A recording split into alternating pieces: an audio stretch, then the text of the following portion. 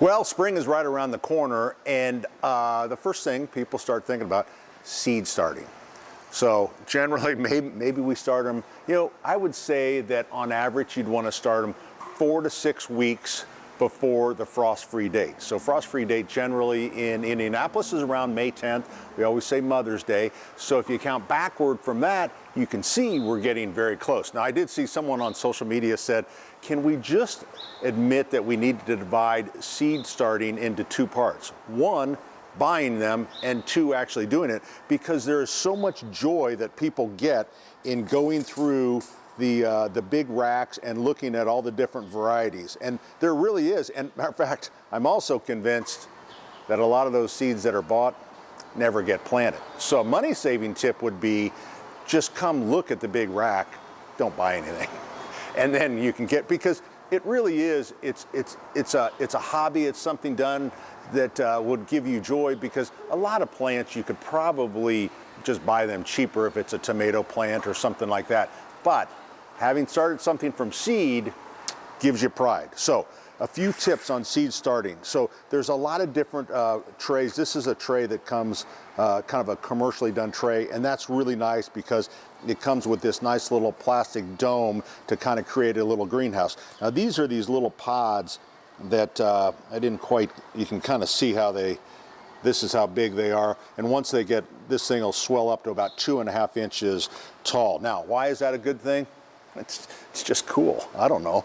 I don't know that it's any better than just regular soil. Then you put your seed right in there. I think for a lot of plants, bigger plants, it would be better to get peat pots that are a little bit bigger. You can actually just plant these in the ground, just like these. You can plant those right in the ground. But certain things, if you buy, like I was looking at this is some squash. And it'll tell you on the back, if you get a good seed company, they'll tell you specifics to this variety. And for this variety, they're saying, hey, the roots are very tender and they don't like to be disturbed. So pulling them out of a tray, say like this one right here, I don't know if you can see this, but this one you actually have to pull the whole plant out to plant it, and thus you disturb the roots. So planting it in here, you can actually, whoop, a little too many.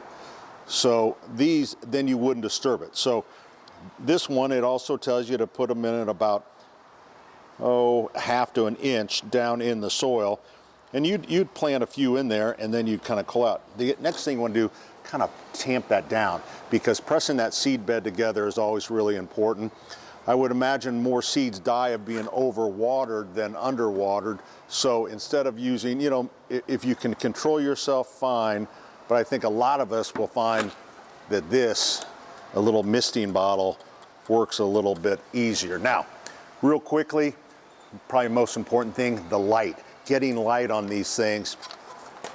And yeah, you can put them by the window, but a lot of times you end up with spindly plants. So if somehow you can get light right over the top within 3 inches and then raise it, and I know I'm asking a lot here, but you don't want spindly plants. Nobody wants spindly plants. So there's a lot of fun, a lot of hobby to this, and it makes you feel like spring.